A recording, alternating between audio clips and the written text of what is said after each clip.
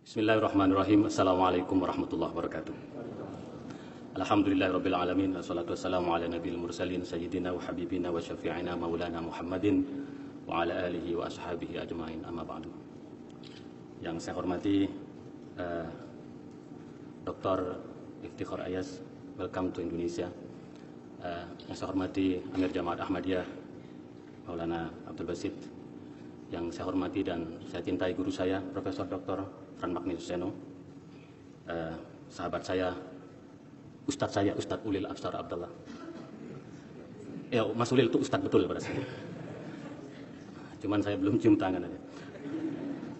Sahabat saya, Saudara Najib, para mubalil, pengurus Jamaat Ahmadiyah Indonesia, para dosen, dan teman-teman dari mahasiswa dari Fakultas Usuluddin dan mungkin juga ada dari berbagai fakultas yang lain. Baiklah, tentu saya di sini tidak akan berbicara sepak bola, walaupun kita bisa berbicara tentang hidup damai dari sepak bola. Dan dalam sepak bola ada fair play. Saya kira kalau dalam hidup ini ada fair play, mungkin tidak ada kekerasan terhadap kelompok minoritas di Indonesia, terutama kepada Jamaat Ahmadiyah. Bapak dan Ibu sekalian, memang satu pertanyaan yang penting yang harus dijawab oleh kita adalah bagaimana caranya hidup damai dan toleran. Pertanyaan ini menjadi sangat relevan dibicarakan di negeri ini karena begitu banyak intoleransi dan konflik kekerasan yang dengan sedihnya sampai sekarang belum ada solusi. Tapi saya sebagai bagian dari pemerintah sedang berusaha supaya ada solusi terhadap Jamaat Ahmadiyah, Syiah, dan kelompok sahabat dari umat Kristiani.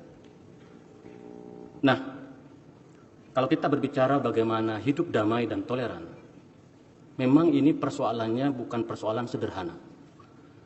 Persoalan yang sangat rumit, yang harus diurai satu persatu. Karena di situ ada ideologi kekerasan, karena di situ ada permainan politik tentang kekerasan, dan lebih sedihnya lagi karena ada aksi kekerasan. Saya selalu mengatakan memang ada fenomena yang mulai masif. Begitu mudah orang percaya terhadap blog. Nah, saya melihat ada banyak ideologi yang mulai berkembang secara global. Yang pertama adalah benturan peradaban, clash of civilization.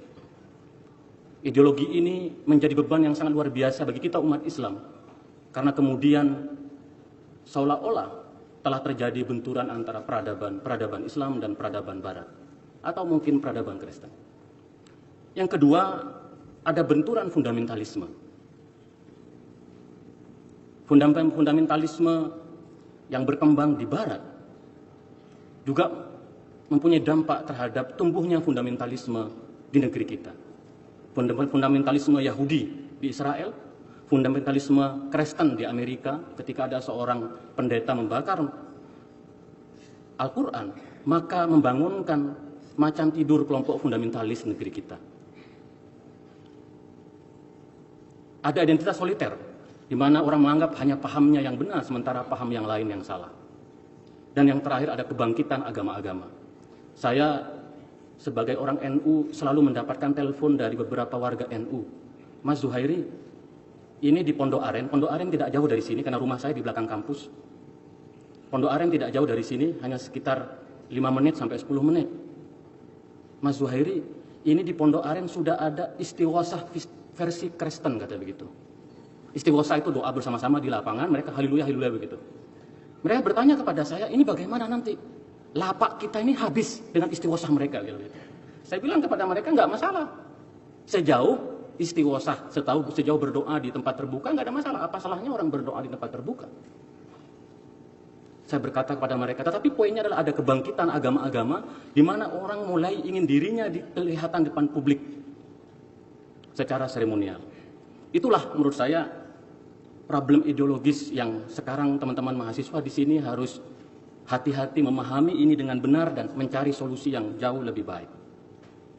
Nah, Bagaimana sebenarnya kita sebagai seorang muslim merespon itu semua? Menurut saya, kita sebagai orang muslim harus meresponnya dengan cara-cara keislaman yang kita yakini. Kalau kita NU biasanya selesai sholat itu zikirnya adalah Allahumma antas salam wa minkas salam wa alaika ya'udus salam hayna rabbana bisalam wa adkhilna jannata darus salam tabarak rabbana wa alaika jalali wal ikram. Tuhan Maha Damai, kita akan kembali kepada Dia, Tuhan yang Maha Damai. Ini yang harus kita perjuangkan bersama-sama. Bahwa damai itu bukan hanya zikir. Damai itu adalah tindakan dalam kehidupan kita. Jadi saya mengatakan kepada, ini banyak teman-teman NU, biasanya kalau Usuluddin banyak NU-nya biasanya, karena suka kitab kuning. Dan tanggung jawab kita bagaimana zikir damai ini, Allahumma antas salam ini, betul-betul kita implementasikan dalam kehidupan kita. Setidak-tidaknya, kita harus menerima keragaman yang ada di dalam Islam sendiri. Jadi kalau selama ini di luaran sana, umat Islam dibelah dengan dua kelompok, ada Sunni, ada Syiah. Sekarang ini kita harus menerima kehadiran satu kelompok Muslim yang lain, yaitu yang disebut dengan Muslim Ahmadi, Muslim Ahmadiyah. Kita sebagai kelompok Muslim terbesar, setidaknya saya yang dari NU Nahdlatul Ulama, harus menerima dengan ikhlas kehadiran dari Muslim Ahmadiyah ini. Mungkin ada yang bertanya teman-teman NU di atas. NU kan di atas semua itu. Kenapa harus menerima Ahmadiyah sebagai komunitas Muslim? Ada banyak alasan. Pertama, karena jumlah jamaat Ahmadiyah sekarang 190 juta di seluruh dunia. NU 80 juta, saya nggak yakin 80 juta jumlahnya. Karena 80 juta itu katanya yang hidup dan mati dihitung semua. Jumlah Ahmadiyah itu jamaahnya 190 juta, itu bukan jumlah yang kecil. Yang kedua, mendakwakan Islam di dunia. Eropa, Afrika, Amerika, dan Asia. Saya selalu mengatakan kalau NU mentok-mentoknya di Jombang, saya bilang. Agak sedikit ke Madura, Sumenep oleh saya. Tapi Ahmadiyah itu, Eropa, Amerika, dan Asia, bahkan mereka bisa menjadi juru bicara Islam di media-media internasional. Kalau saya mentok-mentok Metro TV dan TV One. TV One sudah saya blacklist, sekarang nggak mau lagi. Karena terdepan mengaburkan. Ketiga, mempunyai pandangan yang khas tentang Imam Mahdi. Ini yang menjadi perbedaan cukup serius. Bagi kita yang warga NU, kita meyakini Imam Mahdi akan datang. Tapi nanti di akhir zaman. Ahmadiyah meyakini bahwa Imam Mahdi sudah datang. Yaitu Mirza Ghulam Ahmad. Saya selalu bilang kepada teman-teman Ahmadiyah, saya hampir setiap hari tahlil, kirim Al-Fatihah kepada Mirza Ghulam Ahmad. Yang orang Ahmadiyah tidak kirim tahlil, saya bilang gitu. Karena mereka nggak punya tahlilan. Saya setiap hari ngirim tahlil. Kenapa? Karena saya meyakini sosok ini penting sekali. Karena telah menjadikan umat Islam itu punya perspektif damai. Tadi disebutkan love for all, hatred for none. Itu luar biasa. Kalau NU, love for all NU. Hatred? Oh, belum tentu. Belum tentu. Tunggu dulu. Kalau ada yang nyerang, ada banser. Ahmadiyah nggak ada banser. Yang keempat, mendakwakan kedamaian dan anti kekerasan. Love for all, hatred for none menjadi kekuatan masyarakat sipil yang mandiri. Karena Ahmadiyah selama ini sejak di Indonesia tahun 28, mereka tidak pernah spesial pun dibantu oleh negara. Mereka hidup dengan dirinya sendiri. Mengadakan kegiatan sumbangan. NU, gak usah Muhammadiyah, gak enak saya.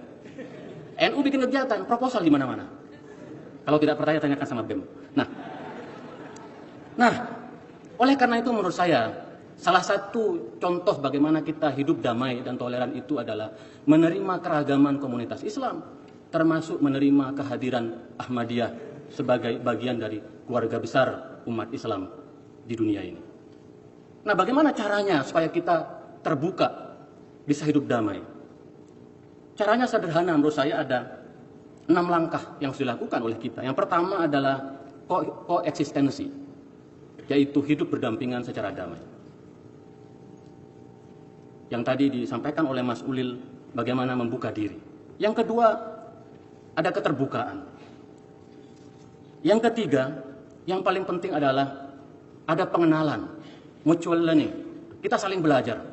Saya dulu kenal Ahmadiyah itu tahun 2005-2006. Datang beliaunya kepada saya, ingin menceramahkan tentang Ahmadiyah. Saya bilang kepada mereka, maaf, saya ini penceramah, tidak enak diceramah. Tetapi sebagai bagian dari cara saya, mutual yang ingin belajar, saya bilang ke mereka, tolong berikan saya buku-buku Ahmadiyah. Apa yang terjadi, kawan-kawan? Saya dikasih 7 kardus buku Ahmadiyah. Yang belum pernah saya dikasih oleh Kiai NU, jadi Ahmadiyah itu juga 7 kardus. Dan saya baca semua buku Ahmadiyah. Dan saya melihat memang Islam itu menurut para ulama, al-Islamu bahrun qa'ruha la yudrak. Islam itu ibarat samudra. Kedalamannya itu kita nggak tahu. Saya ini nggak tahu apakah Islam NU yang paling benar, apakah Islam Syiah yang paling benar, apakah Islam Muhammadiyah, udah pasti nggak lah buat itu. Apakah Islam Ahmadiyah yang paling benar? Kita ini nggak tahu. Makanya para ulama menyebutkan wallahu a'lam bishawab.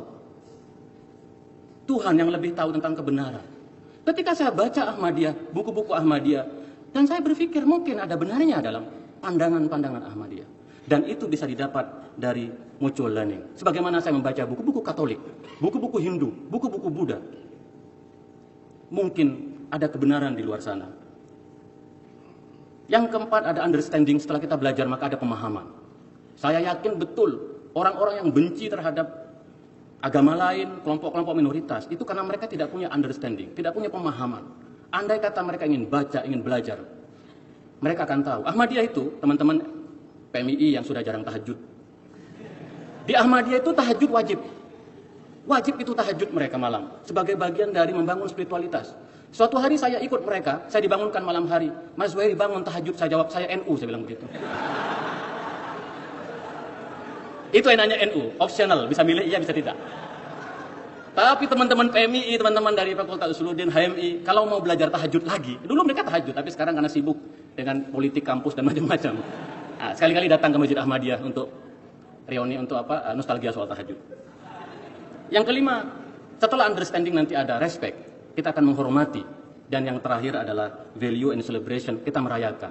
Kita yang hadir di sini, mudah-mudahan merayakan hidup damai, merayakan toleransi. Dan seperti inilah dimana kita duduk, tidak lagi mempertanyakan latar belakang kita apa, agama kita apa, tetapi kita semua adalah manusia yang harus menjunjung tinggi nilai kemanusiaan. Saya kira itu, wallahu muwaffiq ila aqwamit thoriq. Assalamualaikum warahmatullahi wabarakatuh.